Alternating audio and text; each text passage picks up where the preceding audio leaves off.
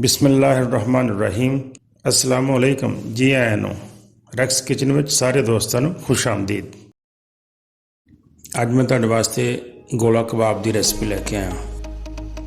ਗੋਲਾ ਕਬਾਬ ਮੁxtਲਿਫ ਕੰਪਨੀਆਂ ਦਾ ਬਣਾਇਆ ਵੀ ਮਿਲਦਾ ਹੈ, ਲੇਕਿਨ ਅਸੀਂ ਅੱਜ ਘਰ ਵਿੱਚ ਗੋਲਾ ਕਬਾਬ ਬਣਾਉਣ ਦਾ ਤਰੀਕਾ ਦੇਖਾਂਗੇ ਕਿ ਘਰ ਵਿੱਚ ਅਸੀਂ ਕਿਸ ਤਰ੍ਹਾਂ ਬਣਾ ਸਕਦੇ ਹਾਂ। ਗੋਲੇ ਕਬਾਬ ਨੂੰ ਤੁਸੀਂ ਇਸ ਤਰ੍ਹਾਂ ਵੀ ਕੈਚਅਪ ਚਟਨੀ ਵਗੈਰਾ ਨਾਲ ਖਾ ਸਕਦੇ ਹੋ ਤੇ ਤੁਸੀਂ ਗੋਲਾ ਕਬਾਬ ਦਾ ਸੈਲਡ ਵੀ ਬਣਾ ਸਕਦੇ ਹੋ। ਗੋਲਾ ਕਬਾਬ ਦਾ ਸੈਲਡ ਬਹੁਤ ਅੱਛਾ ਬਣਦਾ ਹੈ। ਤੇ ਆਓ ਫਿਰ ਸ਼ੁਰੂ ਕਰੀਏ ਗੋਲਾ ਕਬਾਬ ਕਿਸ ਤਰ੍ਹਾਂ ਬਣਾਉਣਾ ਹੈ। ਸਭ ਤੋਂ ਪਹਿਲੇ ਅਸੀਂ ਕੀਮੇ ਨੂੰ ਚਾਪਰ 'ਚ ਪਾਵਾਂਗੇ।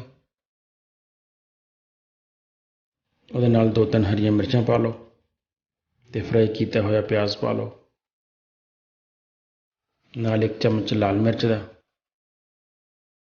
1 ਗਰਮ ਮਸਾਲੇ ਦਾ, 1 ਚਮਚ ਧਨੀਆ ਪਾਊਡਰ ਤੇ 1 ਚਮਚ ਕਾਲੀ ਮਿਰਚ ਪਾਊਡਰ ਦਾ, 1 ਚਮਚ ਅਦਰਕ ਪਾਊਡਰ, 1 ਚਮਚ ਲਸਣ ਪਾਊਡਰ ਤੇ 1 ਚਮਚ ਨਮਕ ਦਾ, 1 ਚਮਚ ਅਸੀਂ ਕਚਰੀ ਪਾਊਡਰ ਪਾਵਾਂਗੇ, 1 ਚਮਚ ਭੁੱਜੇ ਹੋਏ ਚਨਿਆਂ ਦੇ ਪਾਊਡਰ ਦਾ ਤੇ ਨਾਲ ਥੋੜ੍ਹਾ ਜਿਹਾ ਕਾਰਨ ਫਲੋਰ ਪਾ ਲਓ, 1-2 ਚਮਚ ਦੇਸੀ ਘਿਓ ਦੇ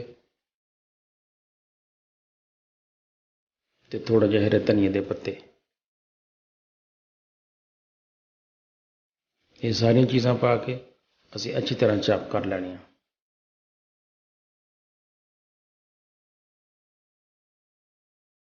ਸਾਡਾ ਕੀਮਾ ਚਾਪ ਹੋ ਗਿਆ, ਬਿਹਤਰੀਨ ਮਿਕਸ ਹੋ ਗਿਆ। ਹੁਣ ਅਸੀਂ ਇਹਦੇ ਕਬਾਬ ਬਣਾਉਣੇ ਆ। ਹੱਥਾਂ ਨੂੰ ਥੋੜ੍ਹਾ ਜਿਹਾ ਤੇਲ ਲਗਾ ਲਓ ਤਾਂ ਕਿ ਕਬਾਬ ਮਸਾਲਾ ਹੱਥਾਂ ਨਾਲ ਜੁੜੇ ਨਾ।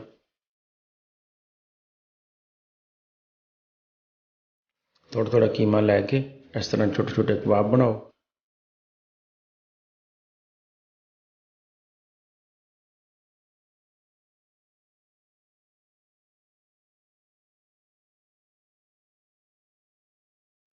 ਤੇ ਘਰ ਵਿੱਚ ਕੋਈ ਨਾ ਕੋਈ ਸਟਰਾ ਵਗੈਰਾ ਪਿਆ ਹੁੰਦਾ, ਉਹਦੇ ਨਾਲ ਤੁਸੀਂ ਇਸ ਤਰ੍ਹਾਂ ਇਹਦੇ ਵਿੱਚ ਸੁਰਾਖ ਕਰ ਲਓ।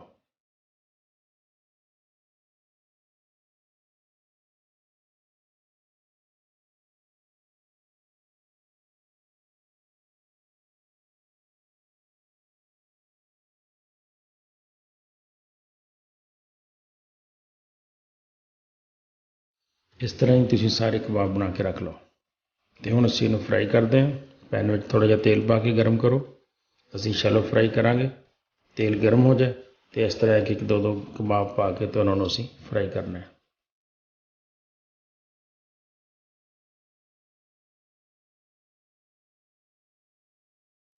ਹਲਕੀ ਅੱਗ 'ਤੇ ਪਕਾਉਣੇ ਆ। 2-1 ਦਫਾ ਇਹਤਿਆਤ ਨਾਲ ਐਸਾ ਹਿਲਾ ਲਓ ਇਹਨਾਂ ਨੂੰ ਤਾਂ ਕਿ ਟੁੱਟਣ ਨਾ। ਯਕੀਨਨ ਤੁਹਾਨੂੰ ਮੇਰੀ ਵੀਡੀਓ ਪਸੰਦ ਆਈ ਹੋਵੇਗੀ। ਵੀਡੀਓ ਪਸੰਦ ਆਈ ਹੋਵੇ ਤੇ ਦੋਸਤਾਂ ਨਾਲ ਜ਼ਰੂਰ ਸ਼ੇਅਰ ਕਰਿਓ ਤੇ ਨਾਲੇ ਲਾਈਕ ਕਰਿਓ। ਤੇ ਦੂਸਰੇ ਨੰਬਰ 'ਤੇ ਜਿਹਨਾਂ ਦੋਸਤਾਂ ਨੇ ਮੇਰੇ ਚੈਨਲ ਨੂੰ ਹਾਲੇ ਸਬਸਕ੍ਰਾਈਬ ਨਹੀਂ ਕੀਤਾ ਤੇ ਉਹ ਸਬਸਕ੍ਰਾਈਬ ਜ਼ਰੂਰ ਕਰ ਲੈਣ।